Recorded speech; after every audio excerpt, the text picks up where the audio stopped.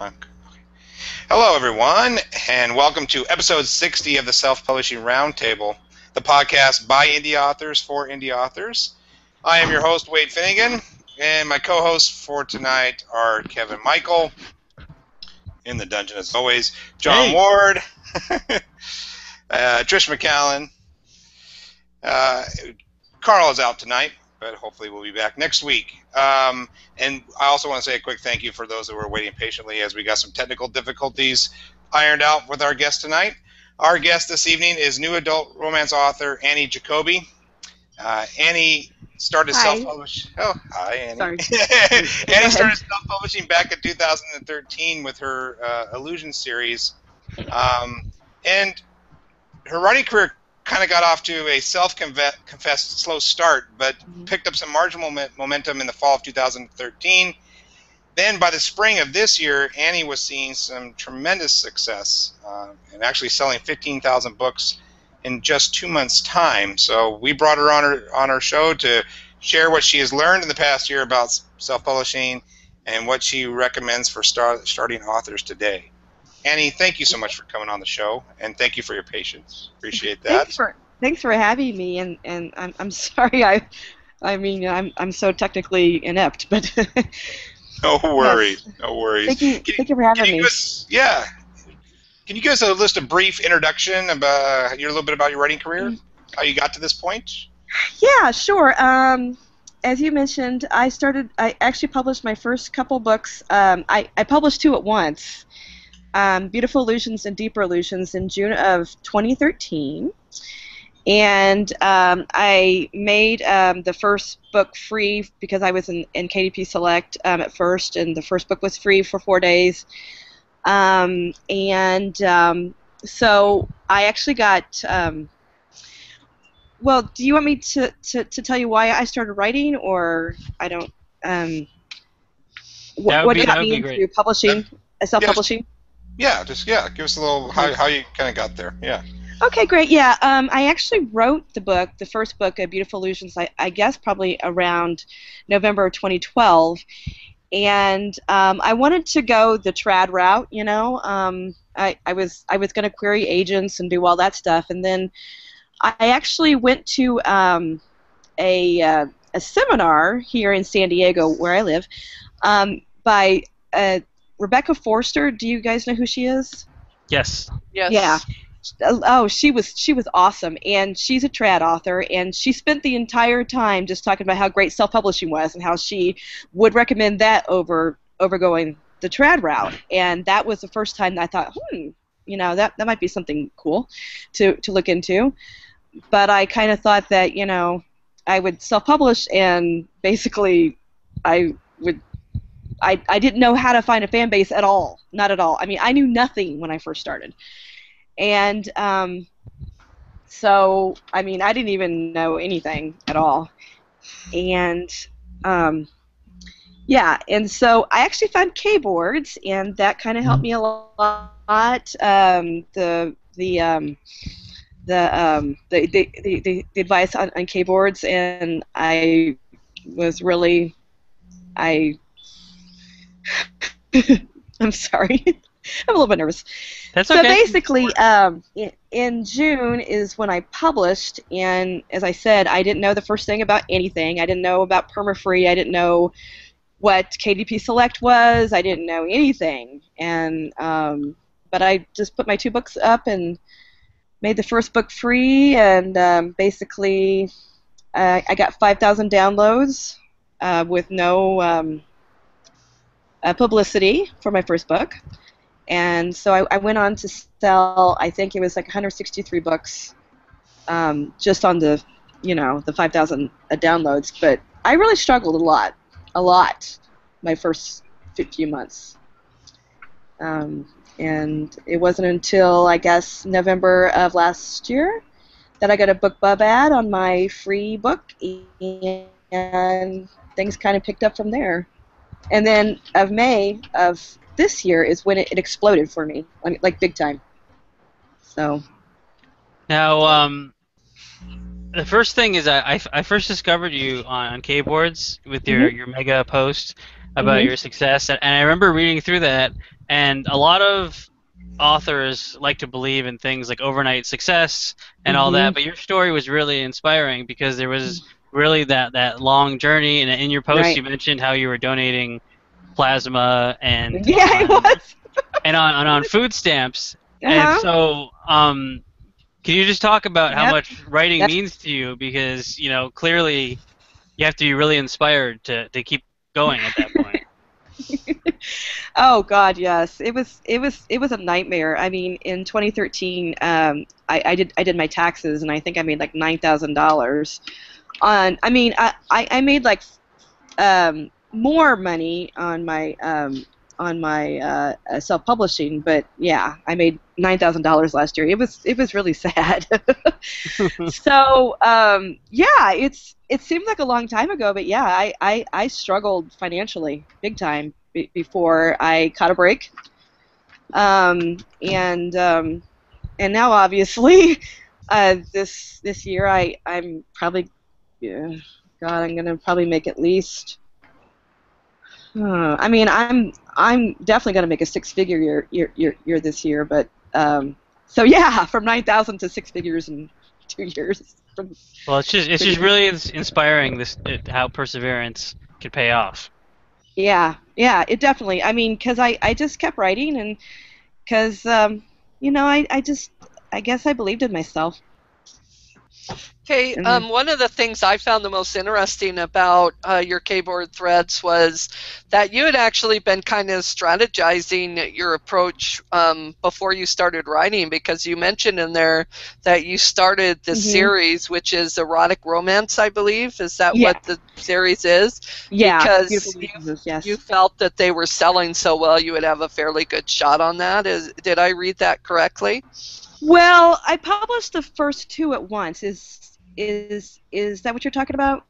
No, actually, I, it's more you said that if you that you would probably prefer to write thrillers or suspense because that's oh, kind of right, what you yes. read, but Yeah, that that is you true. chose the erotic romance because it was Hmm. such a hot Yeah. market, which shows strategy right there. So I was kind of wondering how did you go about deciding which markets were the hottest ones? Did you were you looking at the Well, I probably did like a lot of erotic romance writers did, and I read Fifty Shades of Grey, and I thought I could do this. I mean, and that's when I actually started writing. I just decided, okay, I mean, um, if she could do it, I could do it, and I tried it. And yeah, it's true. I prefer to read like Dean Koontz and like medical thrillers and legal thrillers and that kind of thing. And but yeah, I decided that I would erotic romance seemed like a really hot genre to me, and so I decided to and try my hand. And then, what made you Yeah. decide to spin off the second series there instead of continuing in that first one? Um, well, my original decision was to do a trilogy, and that's what I decided way before I ever published any book. Was I decided I was going to do a trilogy of the first series. And then I decided to go ahead. Nick is a character in the Illusion series, and I decided to go ahead and spin off his story. And actually, it's the Broken series. That's the one that's done well on its own, because I've never been able to get a BookBub ad for that one ever. I've tried 100 times, it seems like, but they keep turning me down. Um, and it's done really well in the UK and Australia.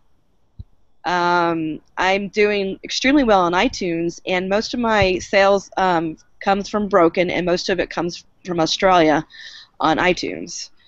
And in the UK, it was in the top.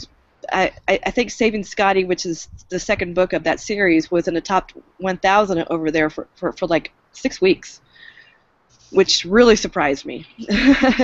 So it does well here in the States too, but it really has taken off in the UK and Australia. And I don't know. I just decided that my ultimate goal is to write a series of trilogies, and they all spin off each other. And the most current one that I'm doing is called the Fearless series, and that's also a spin-off of the Illusion series because it involves the couple's daughter, and she's grown up. So yeah, they're all related to each other. Okay, so you mentioned on your Kboards thread that where you really started seeing the traction was when you pulled the books out of Select and put the first one perma-free. Oh, yes, definitely.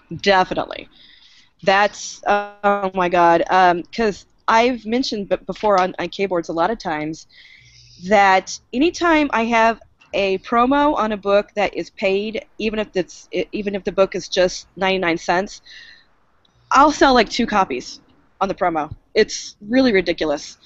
So the main reason why perma-free has been such a good strategy for me is because the promos on my perma-frees work really well. I mean, like really well. And so obviously I'm moving a lot more units of my funnel book, which is my perma-free.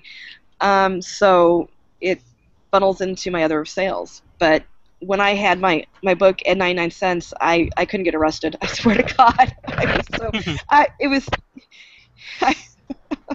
No matter what I did, it's 99 cents doesn't work for me. It just doesn't. Now back. Oh, sorry. You go ahead, Jen. And so the perma-free is. Go ahead, John. On our website, one of our viewers, AJ, is asking, he references the thread that you posted on Kboards where you say that you don't have to be Shakespeare, just focus on entertaining the reader. Yeah. Can you elaborate on that? Well, basically, I think what I'm trying to say is that, I mean, I'm not trying to say that you can be a bad writer and do well, but you don't necessarily have to be like a great writer. Because I mean, I feel like I'm a pretty good writer, but I'm not. You know, I don't.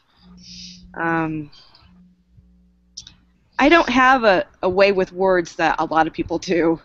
My descriptive paragraphs are not always up to snuff, and you know, it's that's all I mean to say is that as long as you keep your reader interested, you know, you don't necessarily have to have a very flowery way of writing, you know. So you're able to focus on just the plot and the events that take place. Mm-hmm. Right. The plot, the dialogue, the narrative, all that stuff is important. But I mean, keeping things moving is really, for me, I think it's the most important thing is to keep it going, to keep the plot going. In that same thread, you talked about how you use cliffhangers in your writing. Oh yeah, that's a big thing for me now. It seems like cliffhangers would not be very popular among erotica readers. Well, I will tell you one thing, that Broken has 2 major cliffhangers, and I've gotten my share of 1 stars because of them. But I have a 25% read-through rate, which is really high for a perma-free, and my second book is $4.99. So I would say that the cliffhangers work just because of that alone. My Beautiful Illusions does not have a cliffhanger, and the read-through rate I think is like 12%, so it's half of what Broken is. So you know, I think that because of my cliffhangers and Broken, I get really good read-through rate from book 1 to book 2.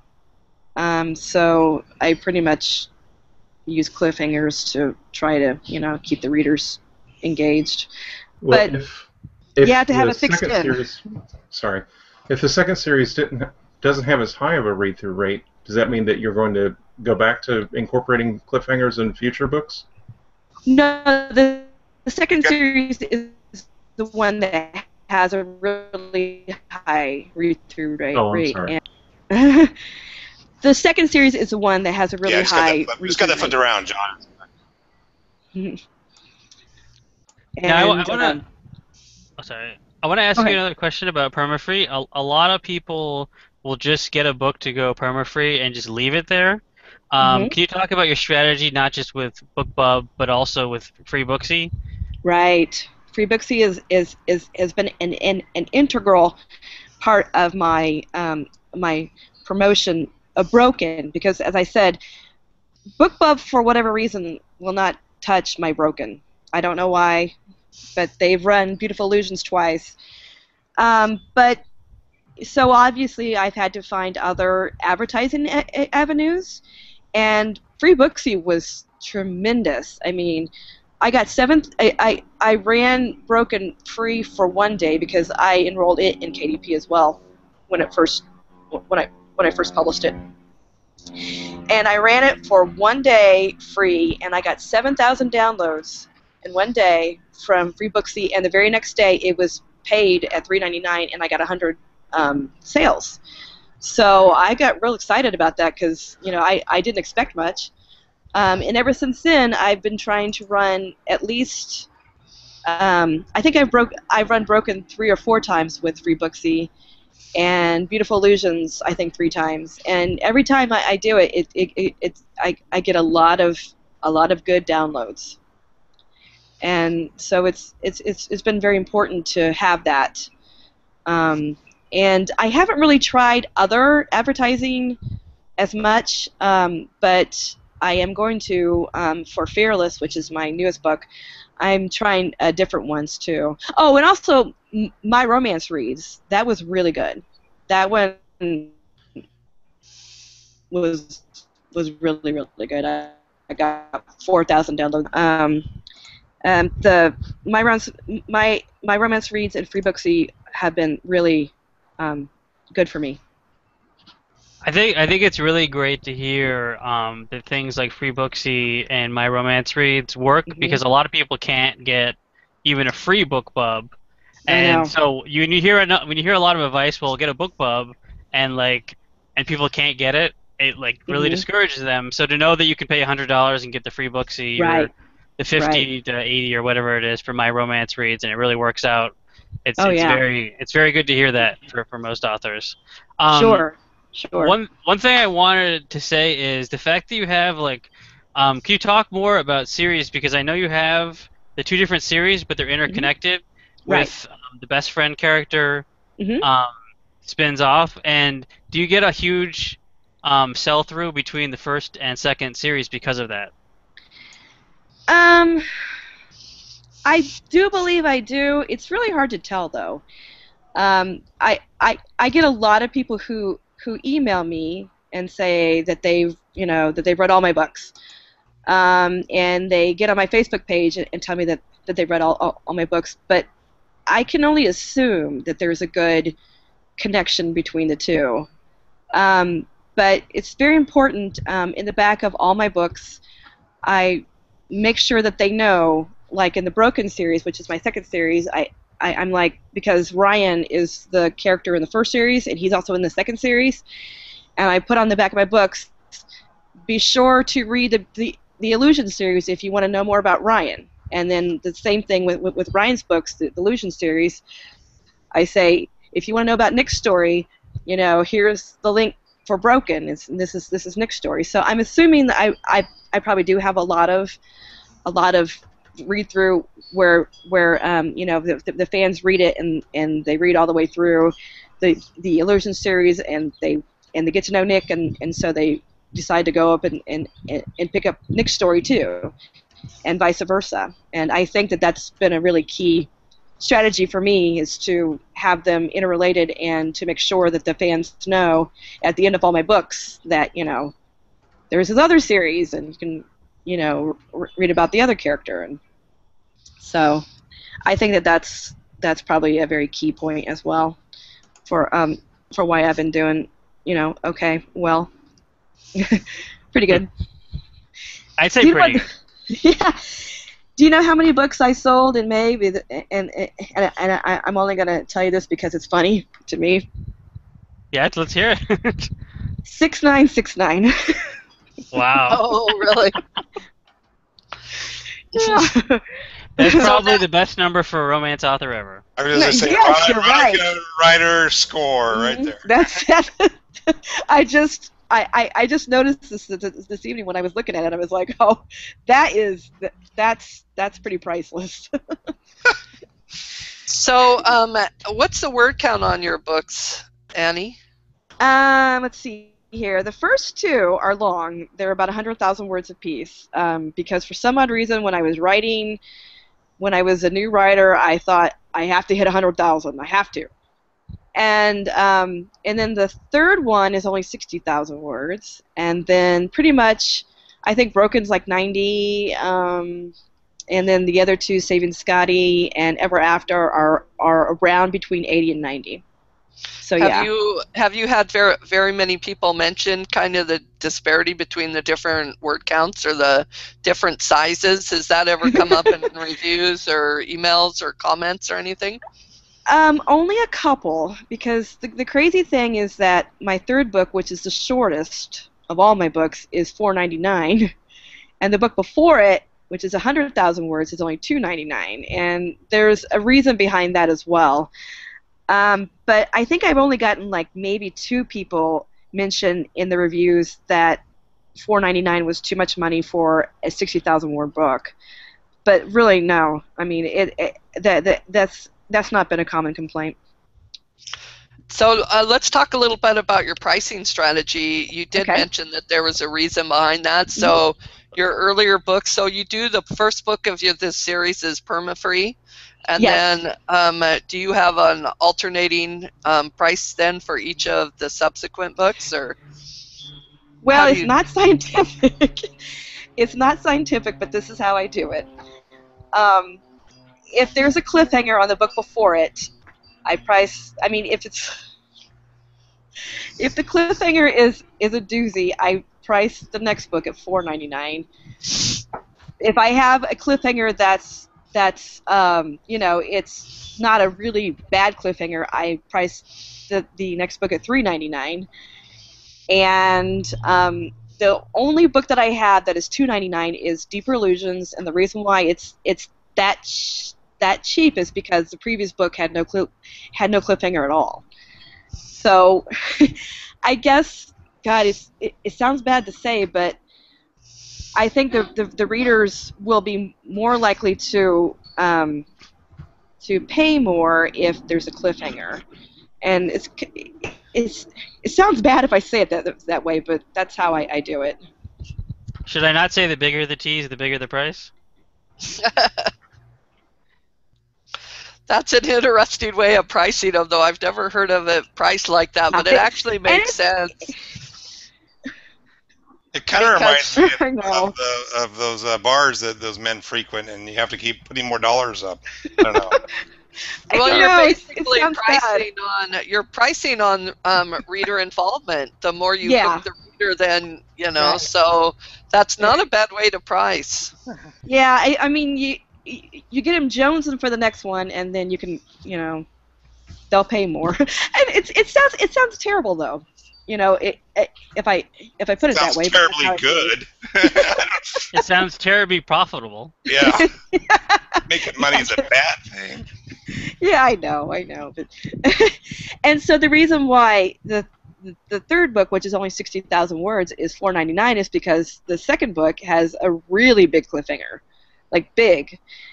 And so I thought, well, okay, they'll pay it, and so yeah. But I am seriously thinking about making my second book $3.99, and I'm a little nervous about that because that book is like, if they don't buy that book, then they won't buy my third book, which makes sense. And I'm still a bit nervous about it because it's still kind of a funnel for me. But I am going to go ahead, I think, and bite the bullet and make that one $3.99. Well, I can tell you that when they raised my price from $2.99 to $3.99, there was no difference in sales. No difference. Okay. When they raised it from $3.99 to $4.99, there was no difference in sales. Oh, sales okay. stayed equal all the way across. Okay, well then maybe I should just do $4.99 across the board. Yeah, I mean that's yeah. for my books anyway. When they were testing different prices, then there was no difference. Sales just stayed equal all the way across. Oh, okay. Yeah, that's very encouraging. And so I probably will go ahead and make Deeper Illusions, which is the only one of my books that is $2.99. I'll probably go ahead and make that $3.99. And my books have big cliffhangers on the end too, and I get readers that really complain about them. I know. I've got you have to have a thick skin if you have cliffhangers, because you get the 1 stars and people saying, and accusing you of being a greedy author and everything else, and you just have to keep on keeping on.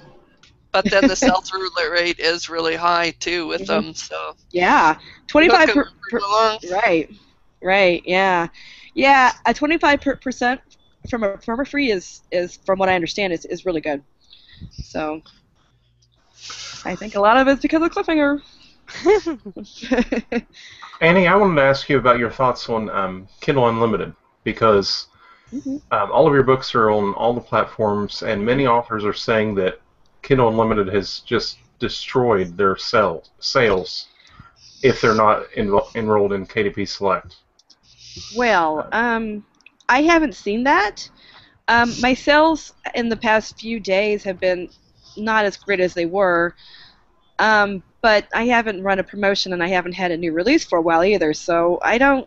It's really hard to tease out what effect Kindle Unlimited has on my sales, because I will say that when it hit, when KU hit, I was running promos that week with Free Booksy and my romance reads and all that stuff. So I had really good sales the week of KU, like I was selling like 175 books a day when KU hit, but that's probably a lot of promo and stuff. I don't know. It's very hard to tell with me.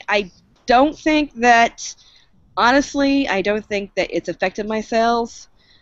But I mean, I certainly have not been seeing like I've seen some reports of like their sales plummeted to like 90% or something like that. I haven't seen that at all. It's just kind of the gradual decline. No, actually, it's up and down, but it goes down and then it goes up and then and then it goes in a certain level and then it goes down and then it stays at that level for a little while. I mean, just like anybody's sales do. It hasn't like gone down a whole lot. Okay. This is a little bit of a change, but you talked about funnels and perma-free to paid sales, and then how you link the series. A lot of big topic discussion on this show is about mailing lists. Yes. Do you have a mailing list link at the front and back, or like do you have it everywhere? What's your mailing list strategy?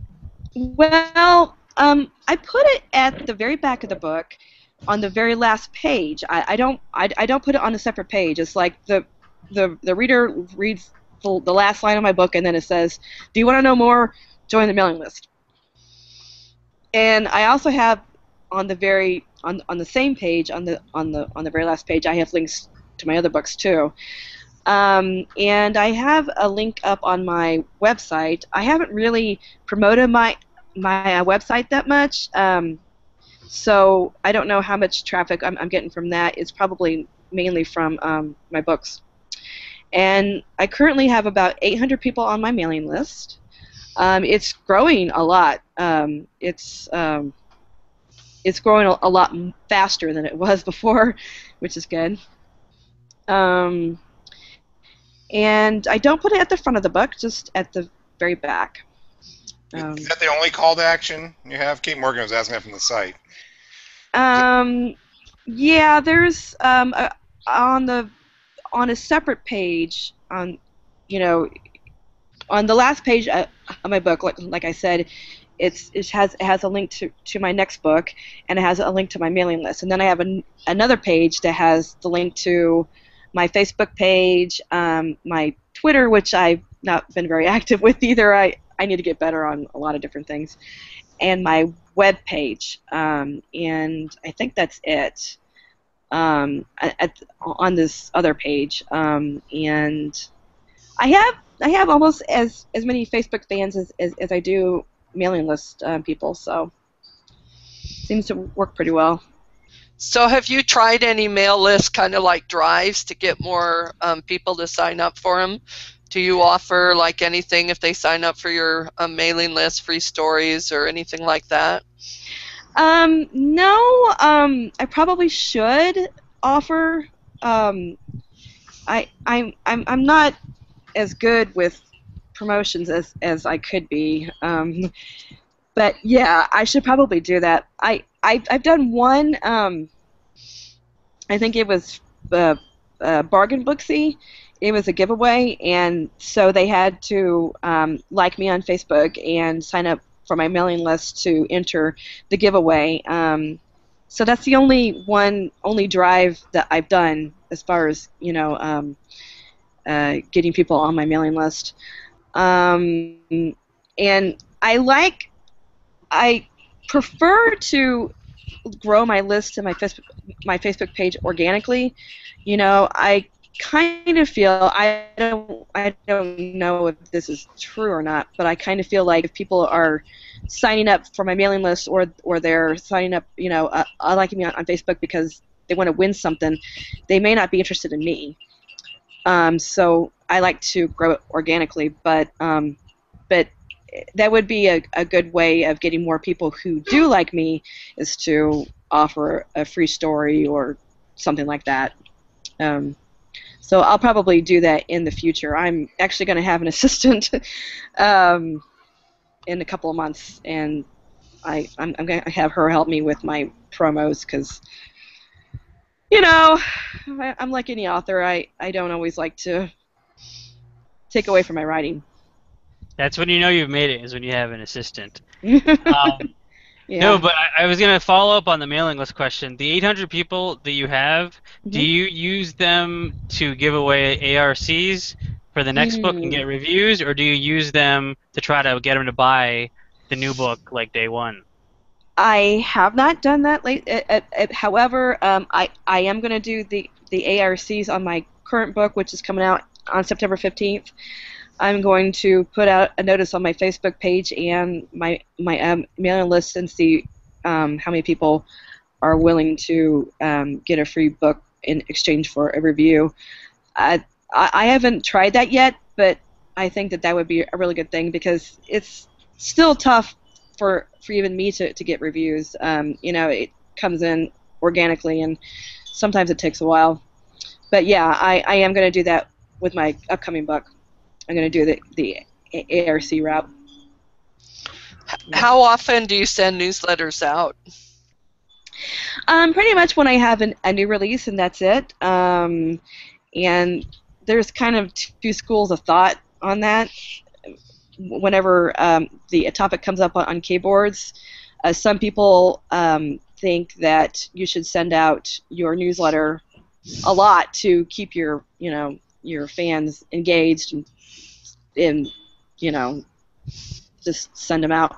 And others think that you should just send out your mailing list, your newsletter when you have a new release. So far, I've just been sending it out for a new release because I'm kind of afraid to spam them, my fans. I don't, So, but I might do something differently for that in the future as well, to try to send them, I don't know, other notices. I don't really know what, but I'll probably figure that out. Have you paid any attention, like do you try to send it out on the same day, or have you paid any attention to which days of the week that you send it out has a higher open rate or anything like that? Well, my last campaign was not good. I generally have about a 25% open rate, and I haven't really paid attention to the days of the week, but I think it's pretty much been on a Wednesday for some reason. It seems like I always seem to publish on a Wednesday. But The last one was only like 7%. It was disappointing. It was only 99 cents. It was Fearless, and it didn't do as well as I had hoped. So. I've been doing split tests on my newsletter to try to find out what days have the highest open rate, and for me it's been Friday and Saturdays. Friday and Saturday, okay, all right. Well, And I they have usually to. have like a 25% open rate higher than the weekdays. Oh, okay, okay, yeah. I'll definitely have to uh, do that for my next release. So I understand that a lot of people have complained that their newsletter, if the person has a Gmail, that their newsletter goes into the person's promo file folder. And I don't know how to get around that. I don't know if you guys, have you heard about that, or? Yeah, and that's a big part of the reason why the newsletter open rate has died, is because there's, like on my case, it's 44% of my subscribers are Gmails. Right. So what I did is when a Gmail subscriber subscribes to my newsletter, we send out an autoresponder that tells them how to get the email out of their spam or their promo filter and put it into their inbox. Wow, and that's worked? I don't know how well it's worked because I've tried the instructions that I give out and it doesn't work for me. And it's right, the instructions are the ones that are right off Gmail and right off MailChimp. Right. But I kind of wonder if the autoresponder goes into their promo. Do you know what I mean? Yeah, and I don't know. Because that could be why they don't really. It's one thing we're testing, but I'm not sure how well it's working. Yeah. Well, that's something to think about.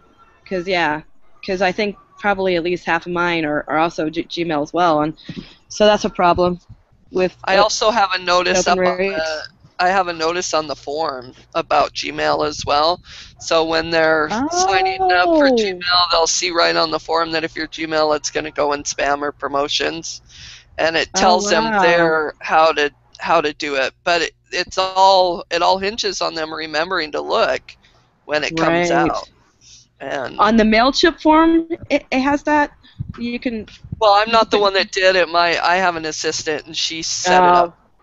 Right. Okay. I'll have to look into that and see if I can tinker around with that too, because that's a problem with it going into the promo folders, you know. Yeah, it's a big problem. Yeah. John, you have a question? Annie, I want to ask you, what do you have anything that you do for social media? Facebook, Google+, Twitter, anything like that? That you do to connect with your fans and to help build relationships with those people? Yeah, I'm pretty much I pretty much use Facebook, but as I was talking about earlier, I haven't been as good on Twitter, and I'm not even on Google+, but I'm going to rectify that because I want to.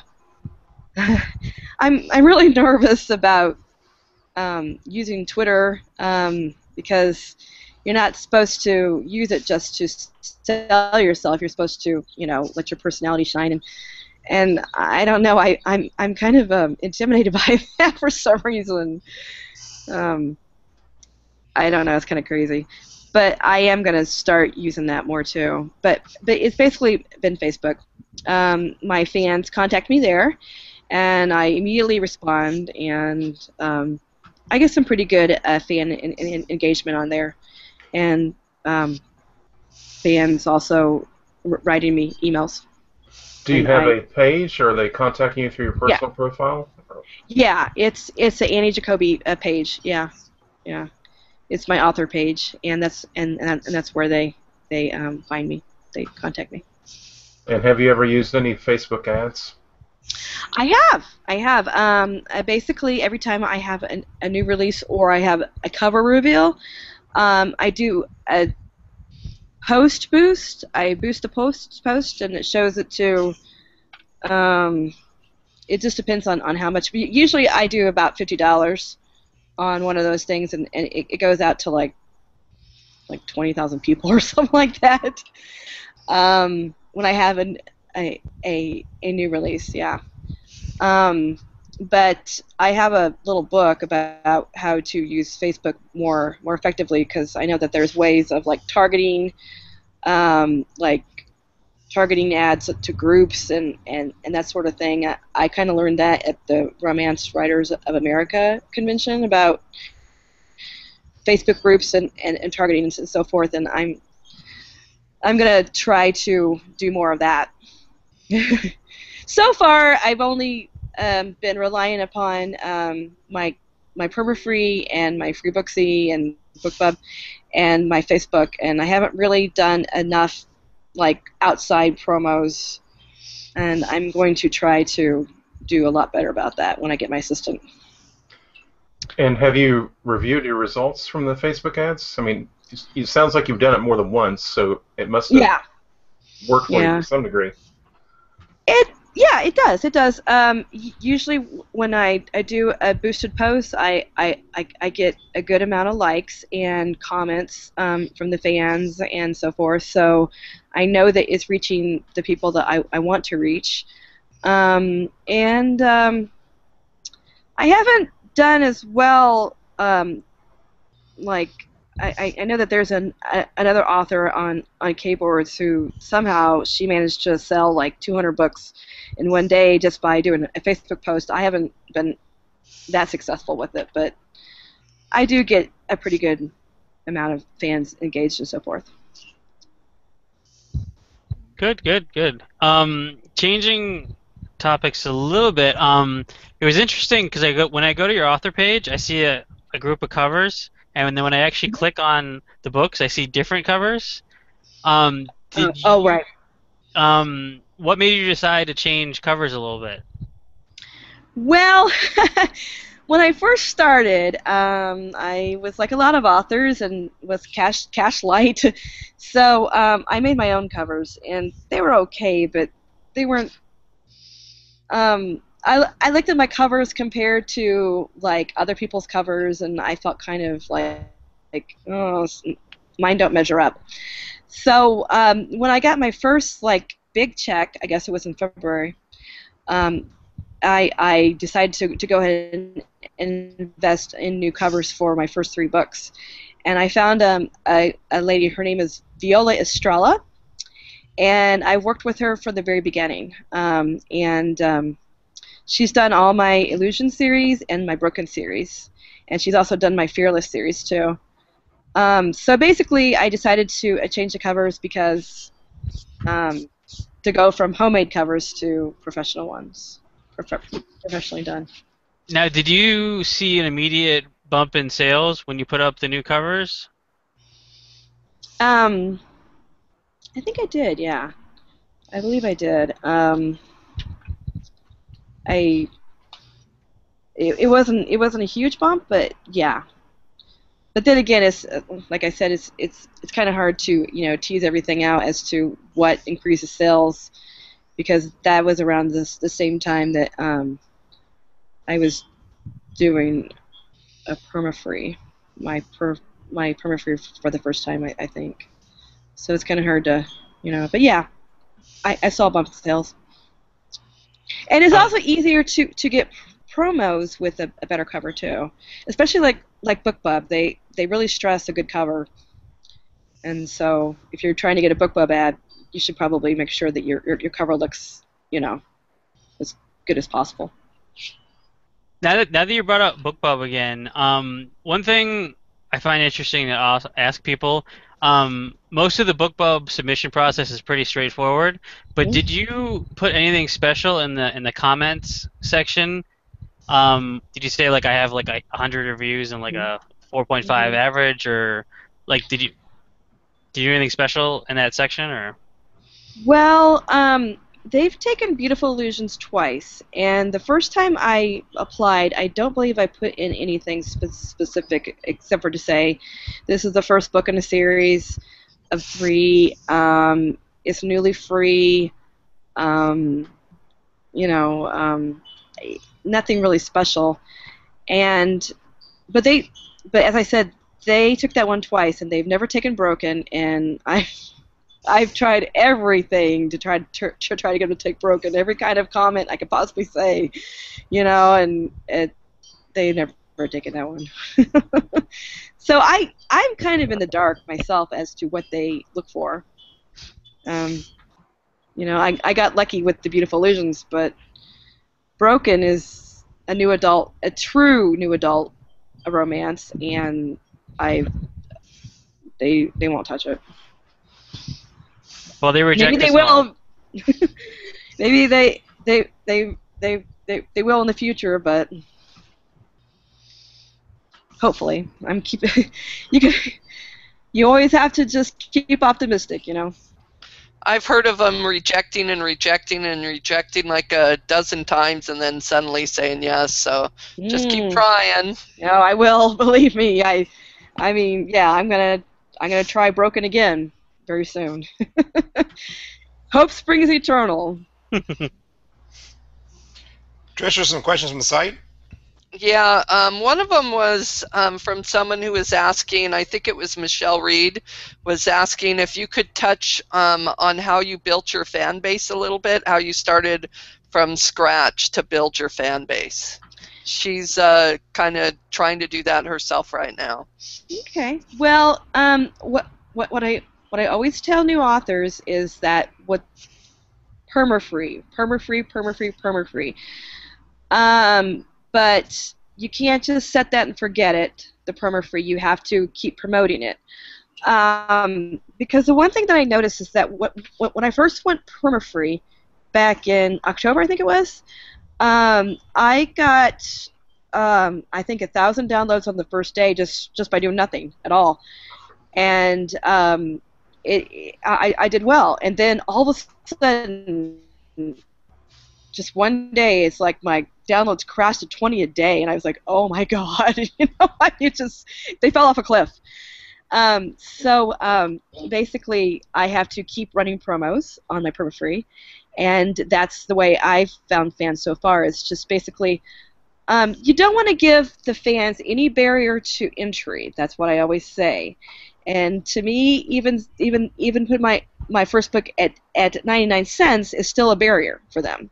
But if it's free, you know, then there's no barrier, there's no risk. They'll try you out, you know, and also I think it probably helps with your word of mouth, you know, because you're talking to your friends, and it's a lot easier to say, hey, try this free book, than to say, here, you know, try this book out and you have to pay for it. So that's why I think that perma-free has been the golden ticket in my arsenal. I would never ever give it up. I would never go into select for that reason alone. But I'm doing extremely well in the other platforms too. So that's another reason why I wouldn't do select. But yeah, perma-free plus promo on the perma-free. That's basically what I've done to find readers. Okay, there's another question, but I seem to have lost it. So if Kevin wants to touch on the box set question. One thing I was curious about, because you have a full series already done and another series, one thing I noticed is you don't have the full series box set at all. Have you decided not to do one, or you just haven't gotten around to it, or?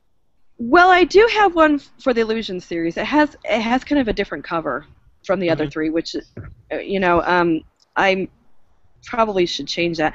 I am in the process of getting a box set together for Broken. I contacted Viola Estrella, the person who does my covers, and asked her to do a 3D box set for me, graphic. And so I'm waiting on that, and then I'm going to go ahead and upload a box set for a Broken as well. Okay. But yeah, the Illusion series is I have the box set for that. It doesn't do that well because I don't promote it or anything like that. It's just kind of just there. Mm-hmm. I'm really worried about the box set cannibalizing my single sales, so that's why I haven't really promoted the box set as much as I probably should. Okay. Annie, switching gears a little bit, what's your typical writing day look like, or how has it changed now that you've had some success?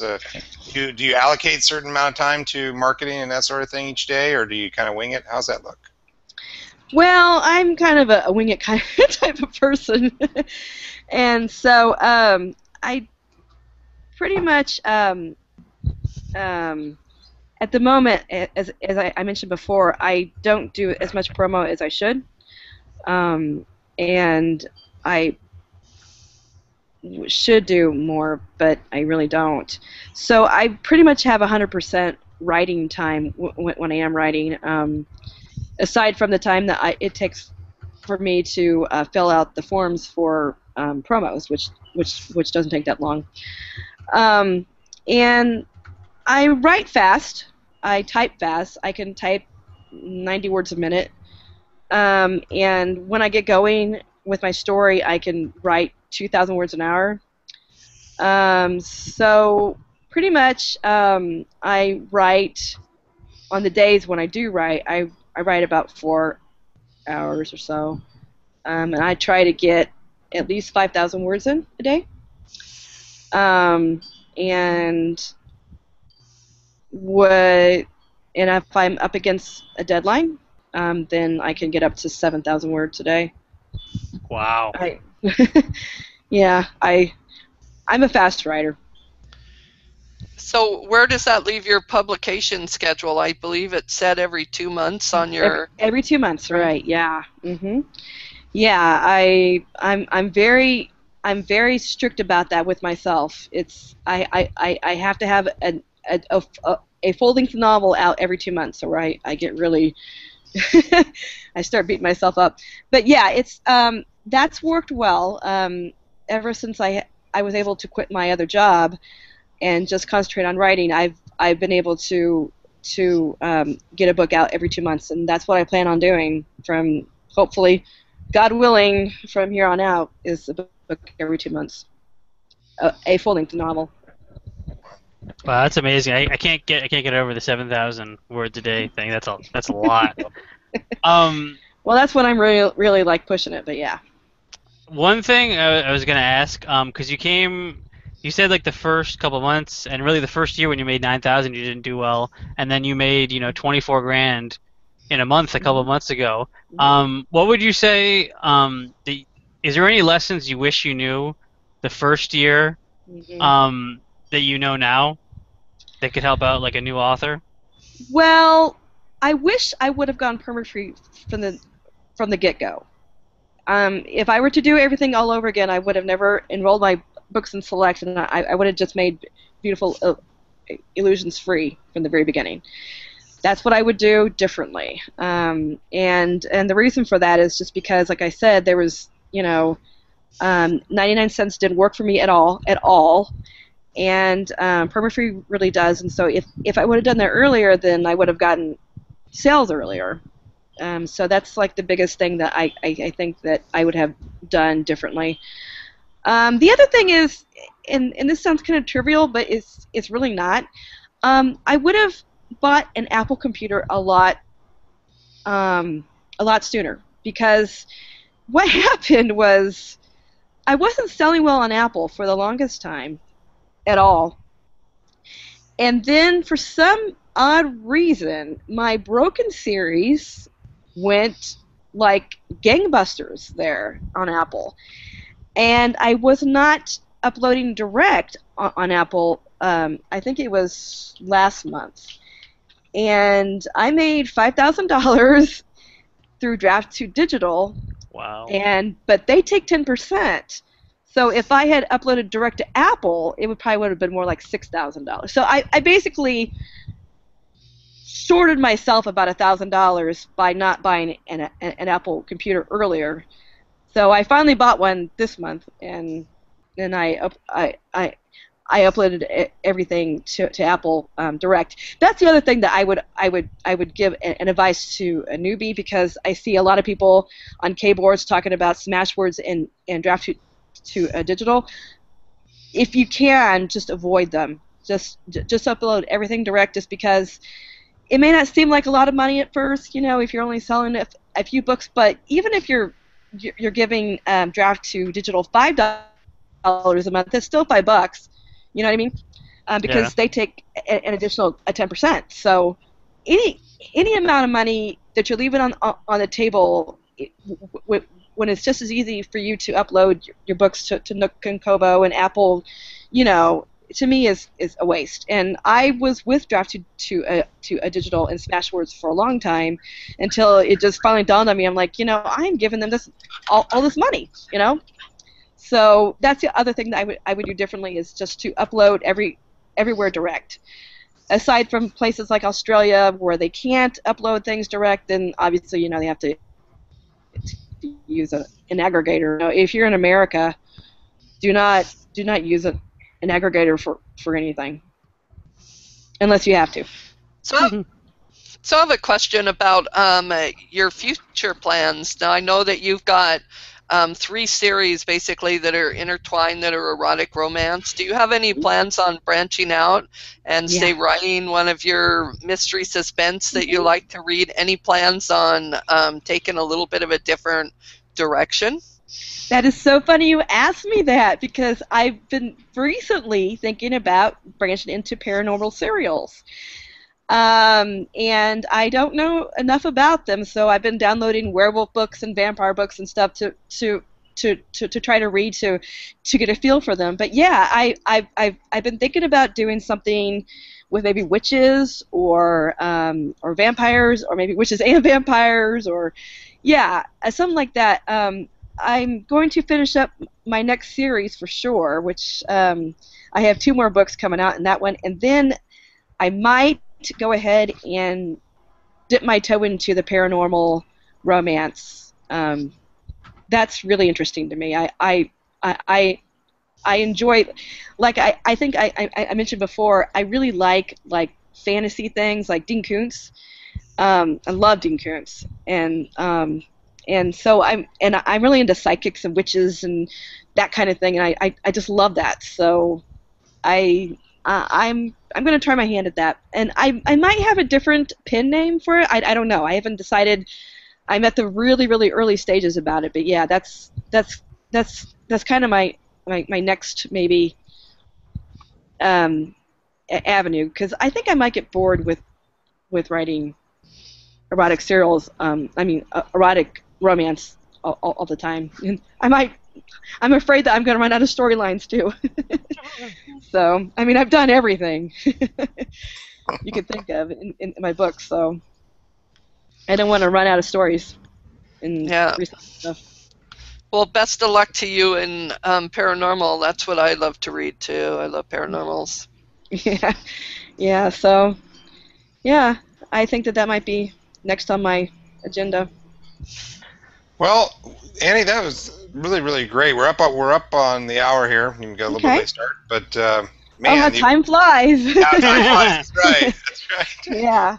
But gosh, really good information, and thank you so much for sharing. We really appreciate it. Thank you for having me on. I really appreciate you. I listen to you guys all the time, and on my what do you call it? Podcast. I go walking and things like that. So. Yeah. Awesome. Yeah. So awesome. I was real excited when you asked me. It's great. It was great having you on, and you were very insightful, and obviously you're super successful. Oh, thank you. So congratulations on your success. Thank you. Yeah. It's exciting stuff. Great. No more donating plasma. Yes. Yeah, exactly. Plasma no more of that. No more of that. Yeah. Hopefully, God willing. Great. And thanks to all the live viewers tonight. We had lots of good questions and comments. Appreciate you guys. And if you haven't got a chance to do it, please go over to iTunes, give us a review, like us on the old YouTube, thumbs up, and all that good stuff. That would be really really awesome. Kevin, are you running an after party tonight? I am running an after party. Let me know in the comments, and then also tune in next week. We're having best-selling author Kasha Leo on. I can't speak today. And of course, Annie, you are more than welcome to come to the after party if you'd like to join in. We just have we'll go off air here, and then we'll give you instructions on how to do that. So, and I did see it looked like Carl might have been trolling the comments too. So who knows? Maybe he's around now. So that would always makes the after party more interesting. But anyway, thank you everybody for listening and appreciate it. Thank you again, Annie. It was a great job, great interview. Thank you. Thank you for having me on. Yeah. Okay, and for Carl, I'll say hi to your moms for me. Carl would also like to remind everyone to write a review on the iTunes and to like our video on YouTube. I already did that, John. Jeez. Did that? Yeah, way to be listening. I did it more effectively. Oh, yeah. Sure. All right, everybody.